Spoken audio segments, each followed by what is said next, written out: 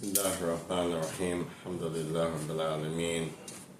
Salatu wassalam ala Rasulillah wa ala alihi wa ashabihi wa sallam tasliman kathira. Amma ba'd.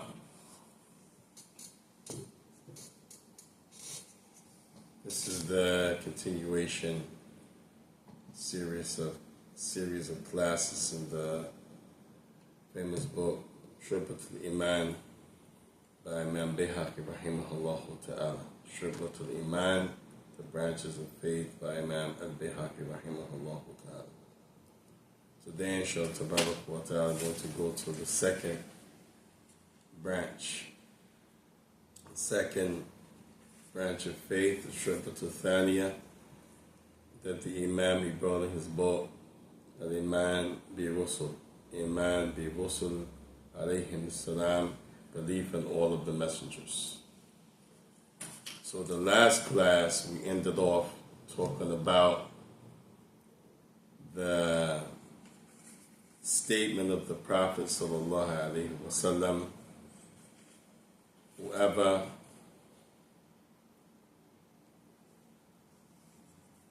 says La ilaha illallah, he will enter Jannah. And the statement of the Prophet sallallahu alaihi wasallam, whoever dies and he knows that there is no one to be worshipped besides Allah, he will enter Jannah. What were the two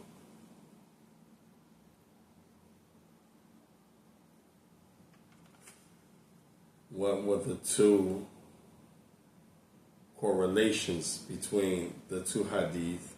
Whoever says La ilaha illallah, he will enter paradise. Whoever dies and he knows that no one should be worshipped except Allah, he will enter Jannah. How do we tie those two together? What does each one of those hadith imply?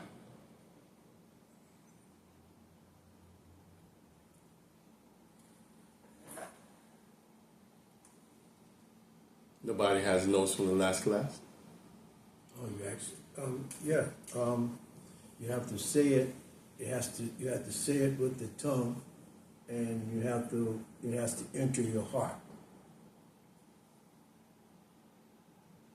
Which hadith reflects the heart? The first one or the second? There's two hadith. Whoever says La ilaha illallah will enter paradise. Second hadith, whoever dies and he knows that there is no one to be worshipped except Allah, he will enter Jannah. So which one reflects the heart and how, and which one reflects the tongue and how?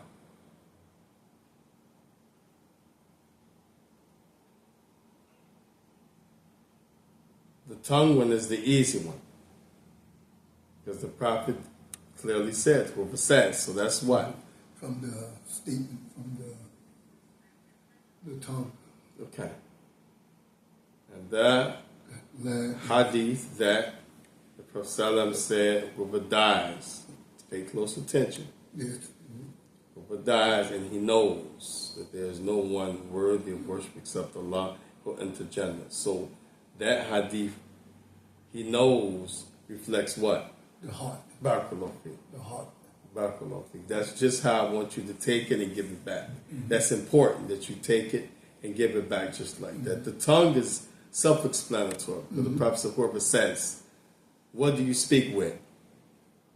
The tongue. Okay, so that part is understood. Common sense, black and white, color, whatever you want to say, gold and silver, nobody can deny that. But the second hadith, whoever dies and he knows that there's no one to be worshipped except Allah, then he'll enter Jannah. That one is tricky, because somebody will say, well, how does he know have anything to do with the heart? It has a lot to do with the heart, because part of knowledge, one of them is the knowledge of something with the heart. We translate that into believing in the heart. We translate that into somebody feeling that in the heart, somebody knowing that from his heart. All of those ways we say it in English is a type of knowledge of the heart. The heart he knows. You say, I felt that in my heart. I love you from the bottom of my heart. You know, my first mind told me. It's talking about your heart. So that hadith of the tongue is one condition for that branch of Iman to be accepted. That is the statement, La ilaha illallah, is a branch of Iman. It is the part that we say Shahada. And the other part, to know it, means to know it with the heart, believe it, feel it, understand it with the heart. Without any doubt, any discrepancy, any confusion, you know in your heart from how many ayat you read, how many times you heard it, how many times that you've seen signs to prove it, how many times others have said it, you know, La ilaha illallah. You know there's no one worthy of worship, no one should be worshipped, obeyed, submitted to, absolutely, but Allah. And when you say it on the tongue, that's the first hadith that we said that the Shaykh he brought. Whoever says La ilaha illallah, he will enter the Jannah. Or whoever dies and he knows there's no deity worthy of worship except Allah, he went to Jannah. So the tongue and the heart, those two conditions for that first pillar of Iman, which is the statement La ilaha illallah, to be accepted. Now, if a person says La ilaha illallah on his tongue,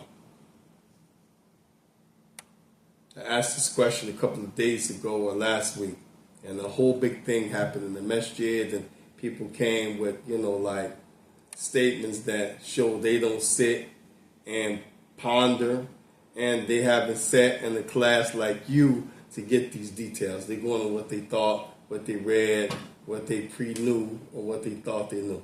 So if the Buddhist says La ilaha illallah, what is the Buddhist? Polytheist. Okay. What is the Buddhist? By Sapatis. No, doesn't make him a believer because he says it from his tongue because he doesn't believe. No, what is a Buddhist? The Buddhist. The Buddhist is a disbeliever. They worship Buddha. You worship Buddha. Buddha and all kinds of idols. So, idol worship. Okay.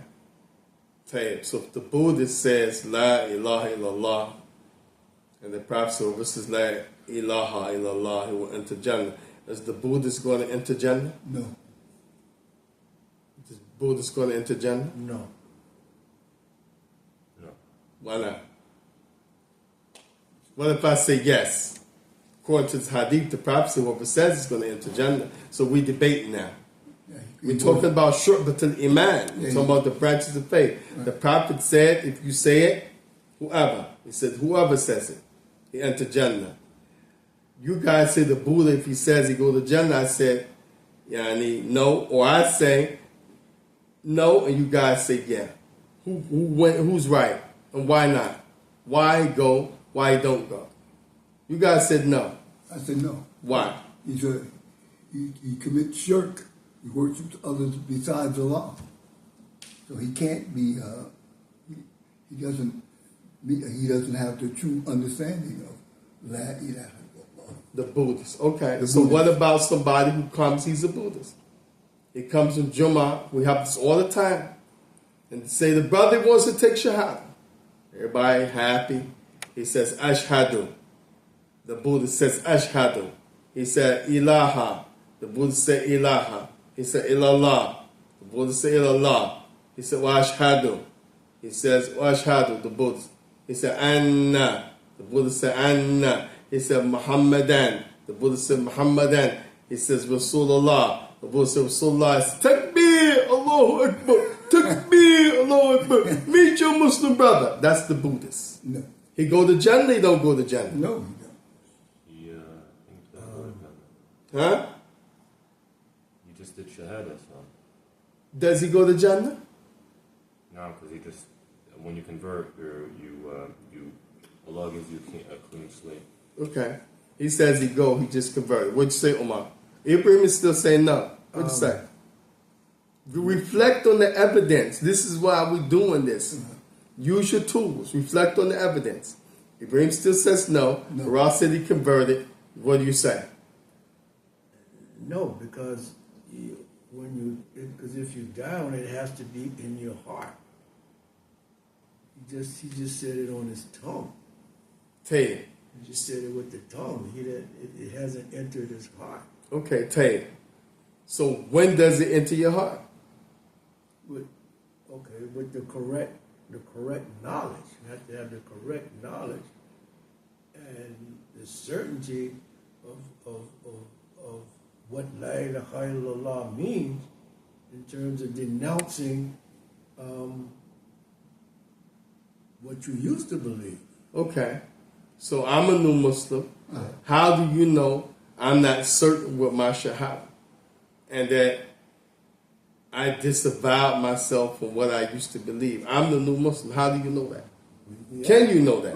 No, you can't. You have to ask him. Yeah, we actually. You have to ask him before, before he takes the shahada. Does he understand what he's saying?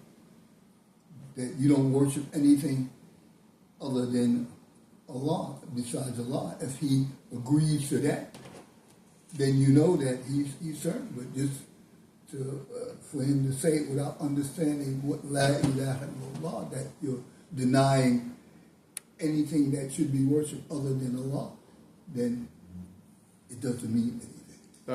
Exactly. That's what I'm looking for. You will only know if the Buddhist or anybody for that matter tells you that. You can't assume that he left it, and you can't deny that he may not have left it. You have to know. If he tells you that he knows no one should be worshipped other than Allah, and then he doesn't believe that his old ways can be accompanied with this new way that he's seeking, then you know the second part, he knows with his heart, and the first part, he showed with his tongue, then that Buddha, he will go to Jannah if he dies. But the Buddha simply, because he says it, is not enough. That's the point. Why? Two conditions of the first pillar of the Shu'ab al-Imam is that you have to say it on the tongue and know it with the heart. Know it in the heart doesn't mean that you're going to take months, years, you'll be able to quote every nuance, every ayat. No. And that's another mistake we make. We say, oh, Akhi, well, he just became Muslim. He doesn't have the right belief. How do you know what he believes? We assume. His aqidah is not straight. Akhi, your aqidah may not be straight. What are you talking about? Until you start asking that person, you just assume that brother has a beard, he's wearing thobe, he's talking sunnah this, sunnah that. So you start questioning him about these fine details, you find out, wow, this guy don't know nothing. I thought he was faking the funk the whole time. But this may be the same person that will disqualify someone else because he just came in. And he wants to give him a timeline. Oh, well, he don't know this, well, he didn't study that. How many times we have the people say that about Al-Hajj Malik Shabazz? Al-Hajj Malik Shabazz, rahimahullah, known as Malcolm X, which we have to start talking about his Islamic legacy, because people most of the time only talk about him from the activist perspective from the nation. But listen, the man accepted Islam. Who was more sincere in his time about Islam than him from our people? The man, life was on the line. He still didn't turn back. He knew he was going to be assassinated. The man walked to his death, basically. But people want to judge and say, well, he didn't study, he didn't this, that, his aqidah, Allah musta'an. So if a person says on his tongue, he knows and believes it with his heart, then that person has fulfilled the two conditions of the shahada. Is that clear? Yes. We're on the same page. Yes. You understand? Yes. Tayyib. Also, we said there's a difference between going to Jannah right away and going to Jannah with some delay. There's a difference between going to Jannah right away and going to Jannah with some delay. going to Jannah right away, those people that believe correctly through the righteous deeds, they don't have any major sins at the time of dying, either because they were very, very diligent in avoiding the major sins, or they made tawbah from all of the major sins before the time of death, or Allah Tabaraka wa Ta'ala, out of His mercy and His wisdom and His love for them, forgave them for all of their sins, then they will go straight to the Jannah. They will go straight to the Jannah as a Muslim or a believer. A Muslim, meaning they had the lowest level of Islam with a lot of sins and Allah forgave them. Or believer, they had avoided most, if not all, major sins very diligently, serious about that. Or they were those who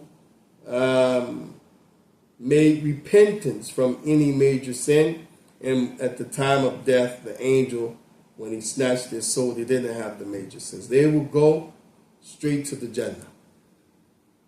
So you had three things. The one who had the major sins, Muslim, we call him Muslim.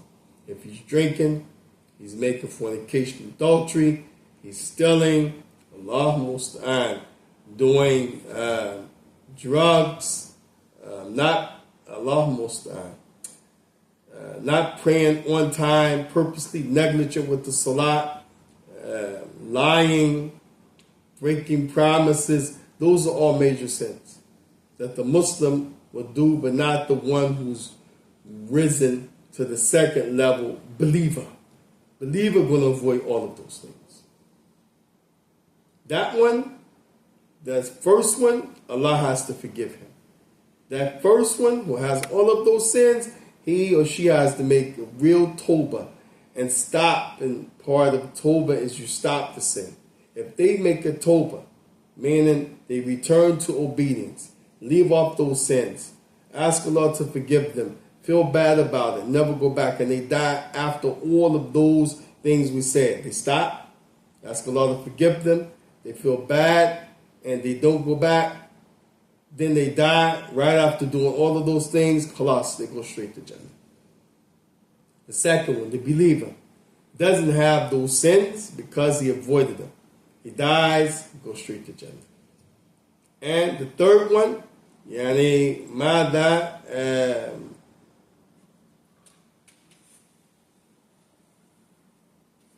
he doesn't have those sins because, and this is the Muslim, because Allah Azza wa Jal forgave him. So one, he made tawbah, then he died.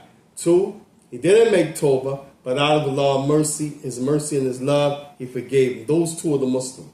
And then the third one is the mu'min who doesn't do them. They all can go straight, they will go straight to the Jannah.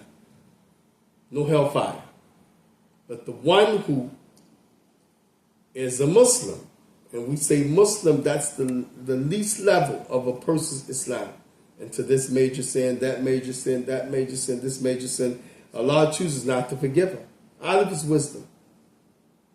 That person didn't make tawbah out of her shortcoming.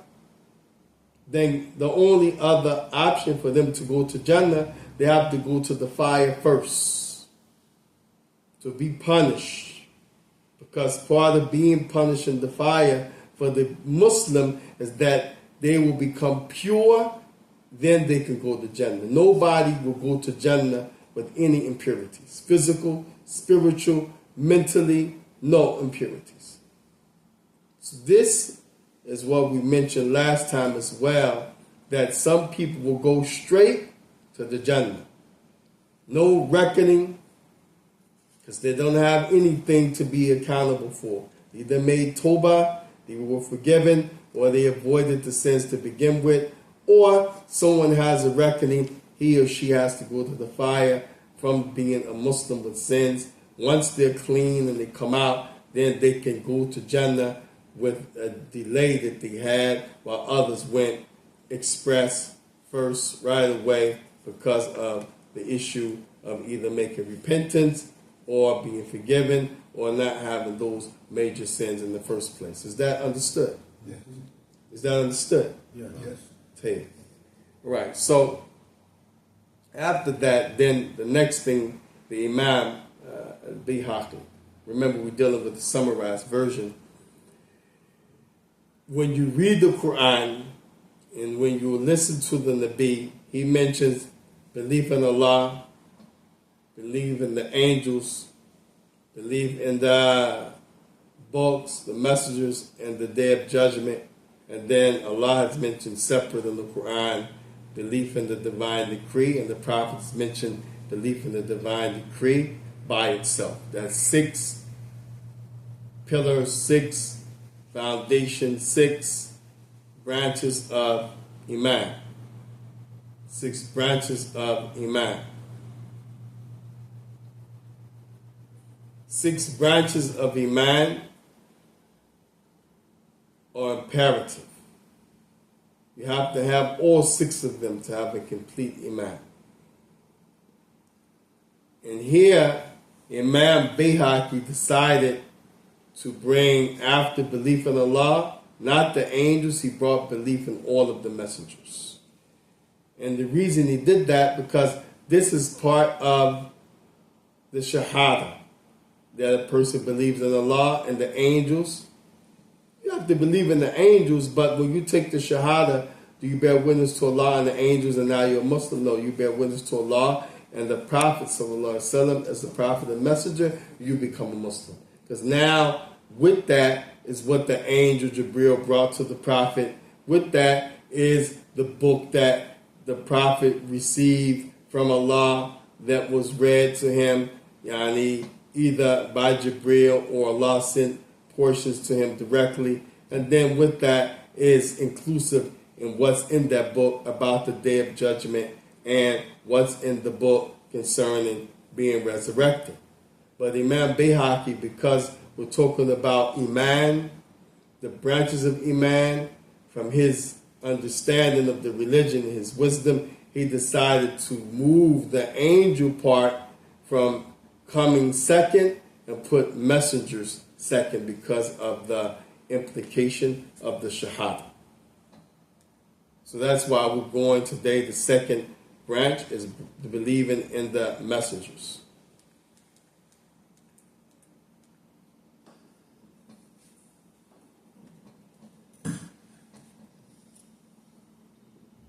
So the Shaykh said the second pillar, Imam al-Bayhaqi, is to believe in the messengers.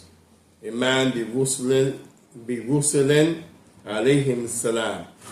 May Allah Azza wa Jal have His mercy and blessing to be bestowed upon all of the messengers. He said, and this is proven by the statement of Allah, لِقَوْلِهِ تَعَالَى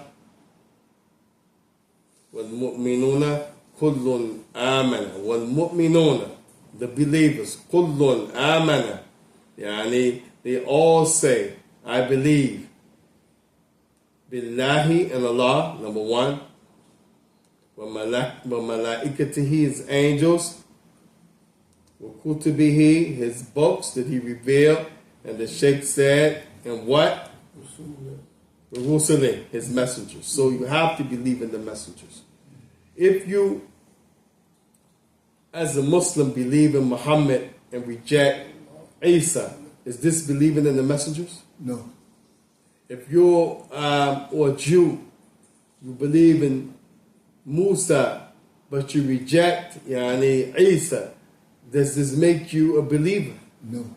Do you believe in all of the messengers like that? No. And if you're a Christian, you believe in Isa, but you just believe in Muhammad. Is this believing in all of the messengers? No. No, that's believing in all of them. Now, he said in the hadith of Umar, and the hadith is known as the hadith of Jibreel. It's in the Bukhari Muslim.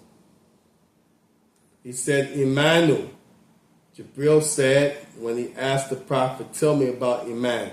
The Prophet said, Al-Imanu and tu'minu.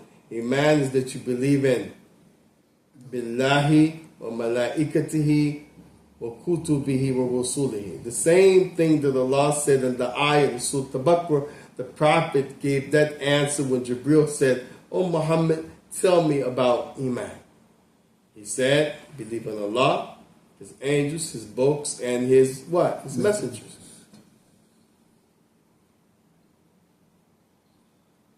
So to believe in the messengers of Allah and the prophets. So the Shaykh said, so to believe in Rusulillah wa Anbiya, to believe in the messengers and the prophets. What is the difference between the messenger and a prophet? Al-Rusul wal Anbiya'i, and prophets. What's the difference?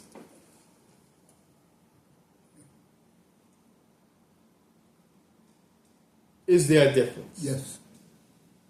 The difference is that the prophets, the prophets, they're given a book, a text. The prophets are given a book, a text. Given revelation, laws, whereas the messengers doesn't come with any new.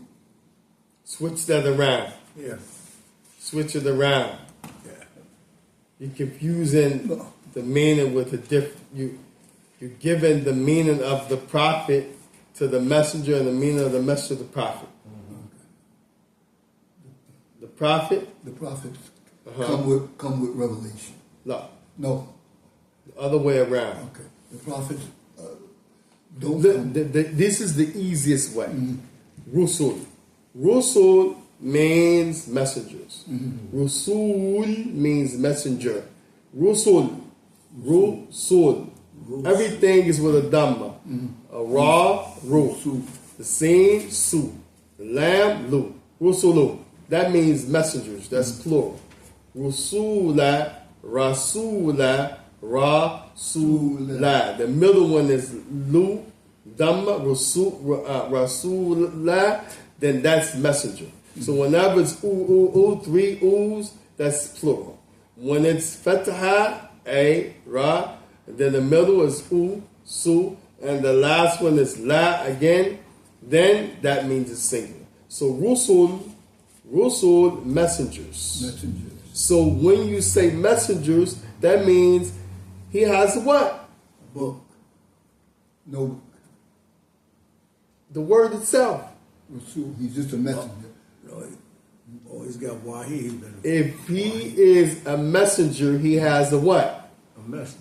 Thank you. Match up the word with what you're trying to say. If you say a book, that's going to confuse you because you're already trying to say who has a book, who don't. Wahi is the Arabic term. They all have revelation because they've been inspired by Allah to be both prophet and messenger. The easiest way, if you say Rusul, messenger, then that means he has risala, a message. If he's Rusul, messenger, that means he has a what to deliver? A message. A message. So then, how does he have a message? The message is in the form of a book. But if you say messenger equals a message, then you know that one has a book. And if you say Nabi, he is the one who brings you prophecy. He brings you a profit, a benefit. Then you know he brings you the message, or the better way to say it, he brings you the concept of who you should worship.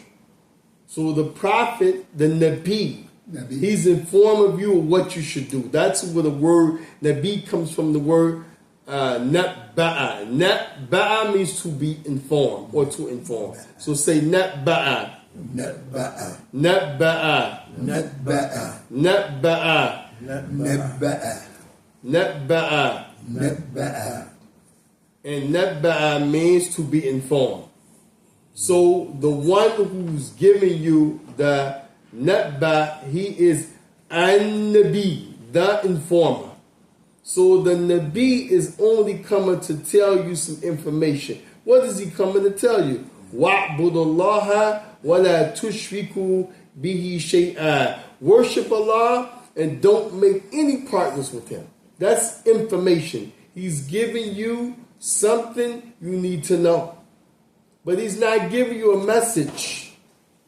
He's not giving you a message, meaning message here means rules, regulations, halal, haram. Yeah, and he's not giving you stories of the people before you and after you. He's not telling you about going to the Jannah, going to the fire. He's not. That's a message. That's an essay. That's a book. That's a thesis. That's the messenger and his message. Al-Rusul was risalatihim, the messengers and their message which came in the form of a book. But the Nabi, Anba'a, Natba'a, he's coming to tell you, inform you of something, that's it. Take it or leave it. And that's why Allah said, all of the prophets said, Ya qawmi, Ani'budullaha, worship Allah. Now, worship Allah. Ya qawmi, ma min ilahin illallah. You have no one to worship except Allah. Ya qawmi, Ibudullah, all my people, worship Allah. This is the information that came to inform the people. So the difference between prophet and messenger, both of them have to inform you of something, but the messenger has a message for you, while the prophet only informs you of the duty to worship Allah, tabaraka wa ta'ala, and not to make partners with him, big, small, inconspicuous, knowingly, unknowingly, to leave off the shirk. So what's the difference between prophet and messenger? Simple form. Don't hurt yourself from what you just learned. What is a prophet and what's a messenger? A messenger is one that comes with a message in the form of a book, rules and regulations. And the Nabi is one who comes to inform you to worship. Mm-hmm. Who to worship. MashaAllah. Barakallah fiqh. Very well put. That will get you an A on the test. And what word do we use? What word means to inform? Is it natba'a or rasala? Natba'a. And what word means message? Is it natba'a or rasala? Rasala. MashaAllah. So this is, when you talk about, a lot of Muslims may not understand this. This is Islam 101. This is like the beginning stage, You have to know this because this will help you to be saved from false prophets, false messengers. And our prophet told us they will come. False messengers, false prophets will come after him. Sallallahu Alaihi Wasallam. So to believe in the messengers also includes anyone who's a prophet. So therefore we said every messenger is a prophet, but not every prophet is a messenger. Mm-hmm. Every messenger is a prophet, but not every prophet is a messenger. Because all of them, whether you're a prophet and a messenger or you're just a prophet, you have to inform the people of their duty to worship Allah and to avoid shirk. But if you're a prophet who Allah told you that, He may also make you a messenger, give you a message, and then that message is in the book. So now you are a prophet and a messenger. So every messenger is a prophet at the same time, but not every prophet was made a messenger. You understand? Yes. So every messenger is a prophet, but not every prophet is a messenger. Is that clear? Yes. Now, some of the, did we go over this last time? Some of the scholars differ as to who are prophets and messengers. Some of them unanimous, and some of them are discrepancies. Did we go over this last time? No. Okay, tell you. From amongst the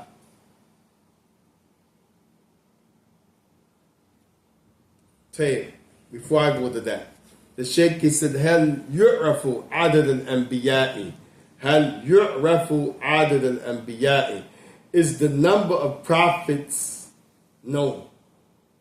Is the number of prophets known? No. Do we have a particular number? The Sheikh said, هناك hadith. Here we have some hadith. They said, the Sheikh he said, there are some hadith. Hold. There's some hadith that give a number.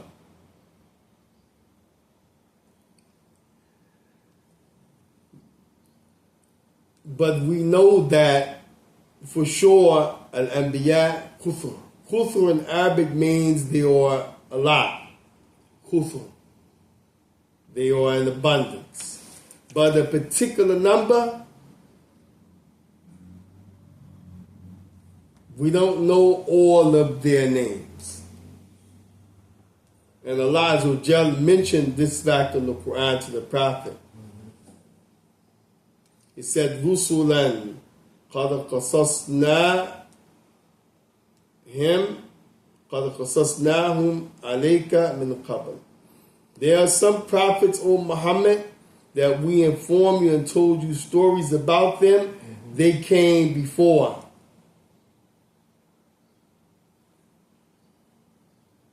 رُسُلٌ لَمْ نَقْصُصْهُمْ عَلَيْكَ. And there's some messengers that we did not inform you about them. So if we take that ayah, that first part of the ayah, O Muhammad, there are some messengers, I informed you about them that came before you. And there are some messengers that I did not inform you about them.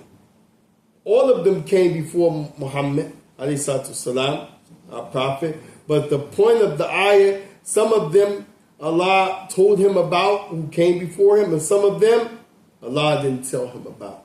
That ayah proves the statement the Sheikh said, Al-Anbiya'i Kuthur, that the prophets, and remember, here he's saying prophets meaning prophets that are messengers to. Because the ayah says Rusul. Rusul, again, is a prophet and a messenger. Why? Because he has a message, and he has that message in the book. And he's been commanded to inform the people of their duty to worship Allah. So when he says messengers, he said they are messengers and prophets, not just prophets by themselves. So Allah Azza wa Jalla is showing you that the number has to be abundant because of their messengers that our prophet was told about before him, and then some Allah didn't tell him about them who came before. That means there's a lot of messengers, right? Yes. If I tell you about all the people that I want to tell you about that was here in this masjid before me, but then I withhold a certain amount from you, how do you know how many were ever in this masjid? You won't know. No. You know, that's a lot. Oh, that's some more? Yeah, I'm not going to tell you all the other people. Oh, wow, I thought it was only this amount, those you mentioned. Nope. So this is why the Sheikh said, the adad al-anbiya kuthur, the number of messengers and prophets, they are in abundance. But those narrations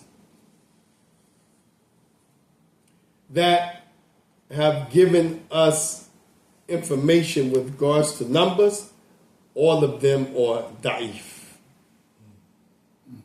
Whoever tries to say 300 and this, 25 of that, we don't have a hadith that's authentic.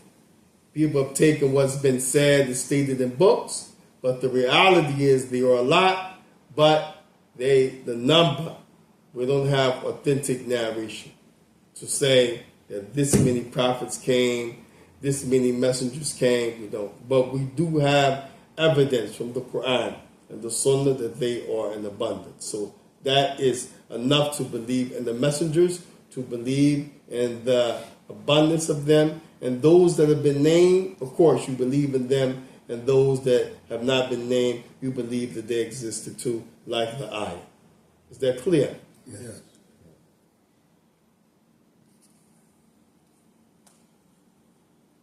So those who we've been informed about them, we have to believe in them, and those that we don't know about, but it's said that they're more than what's named, then we believe in those as well. And if he's a messenger, we must believe not only in him, but in his message. And that message includes what's given to him in the form of a book. And that we must believe that it was sent to that messenger from Allah subhanahu wa ta'ala. Like, for example, the Shaykh said Torah. Torah was sent to who? Musa. Say was Zabur sent to who? Dawood. Well, Injil was sent to who? Isa.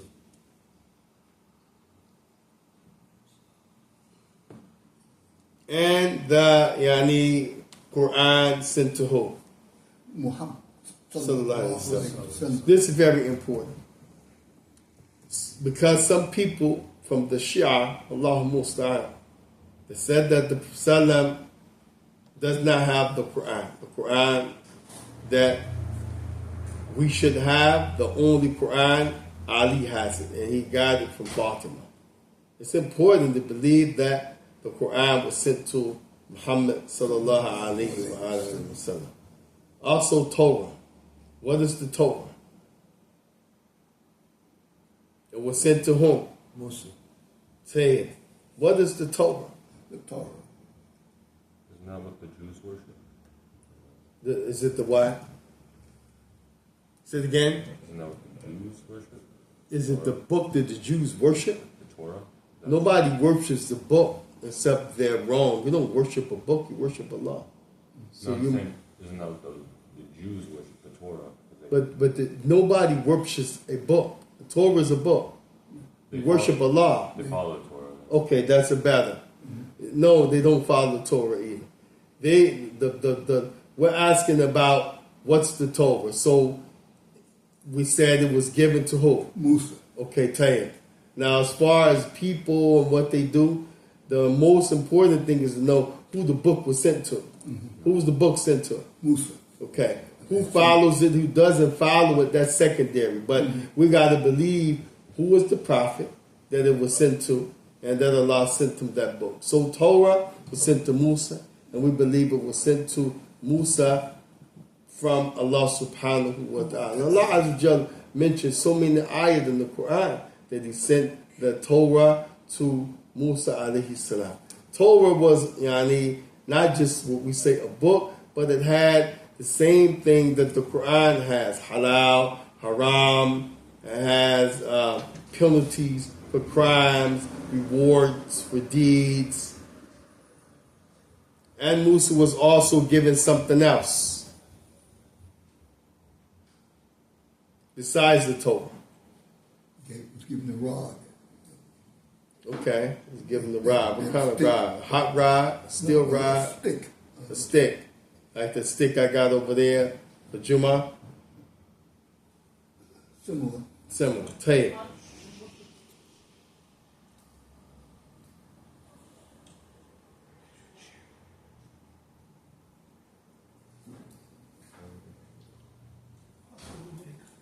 Salam.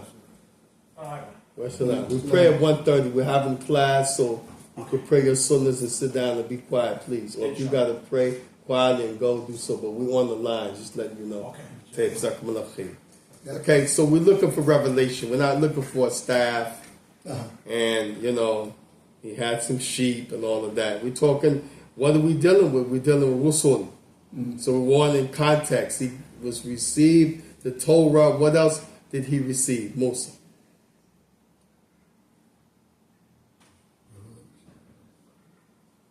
What else did he receive?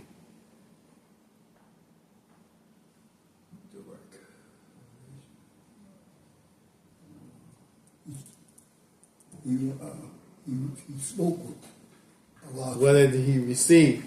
Was those commandments? Commandments, yeah. That's separate. Separate. So the law, 10 Commandments. 10 Commandments. Now, The law. so that, Yani Allah mentioned that in the Quran.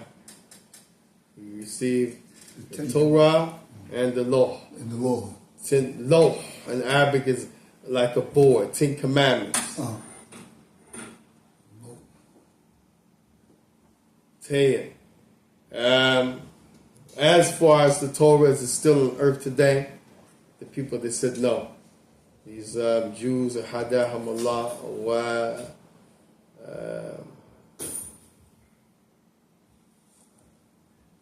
they did away with it, and they have something called the Talmud or something, which is a bunch of stuff written by men mixed with opinions, almost like a jurisprudent fiqh book. It's not the Torah. Allah Musta'an. And this is because of their sin and disobedience to Allah subhanahu wa ta'ala.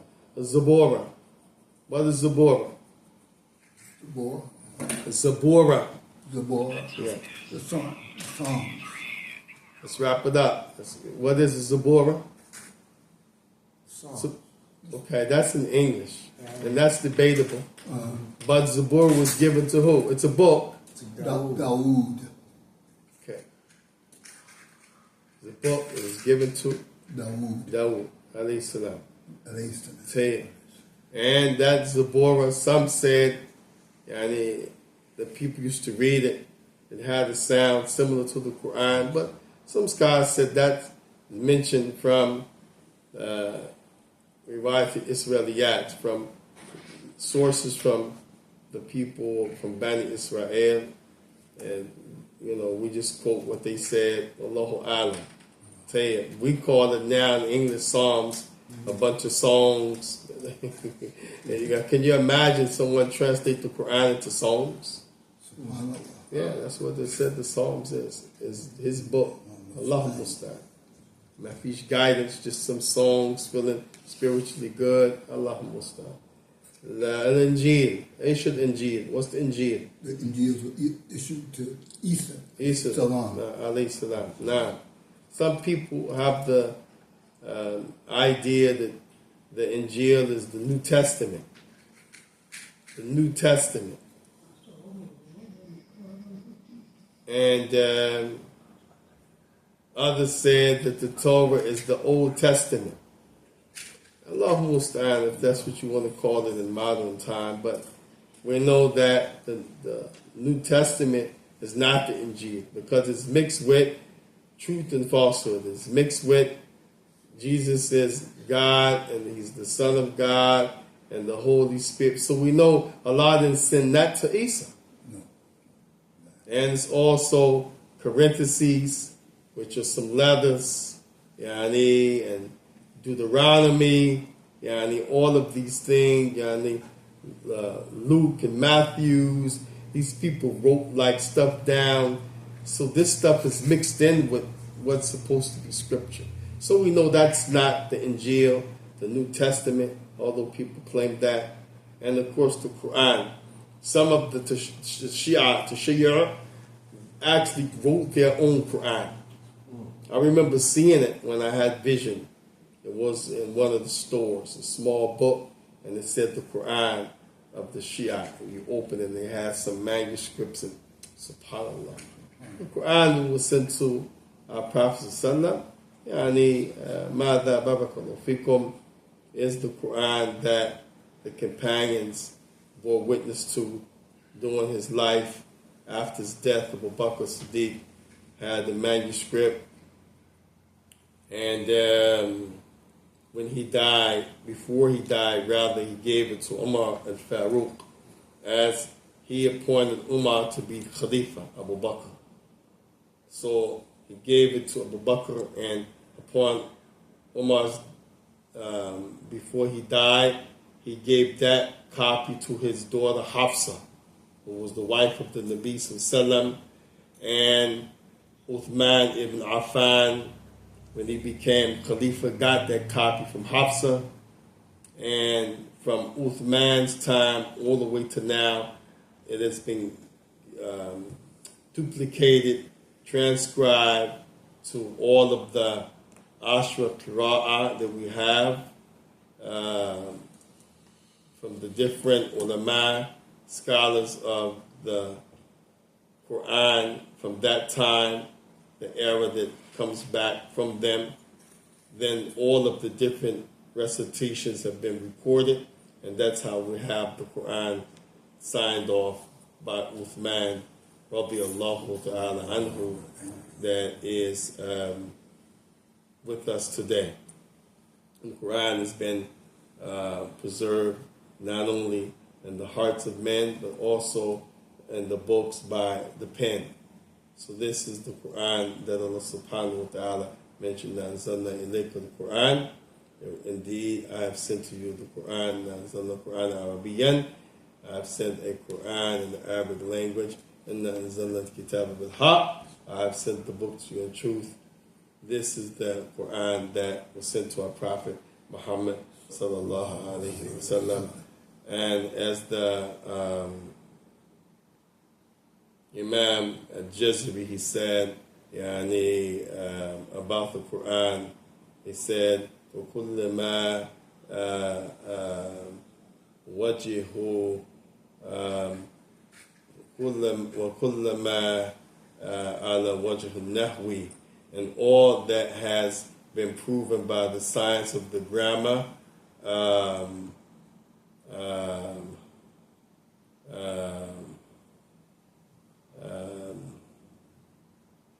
وكل ما على وجه النحو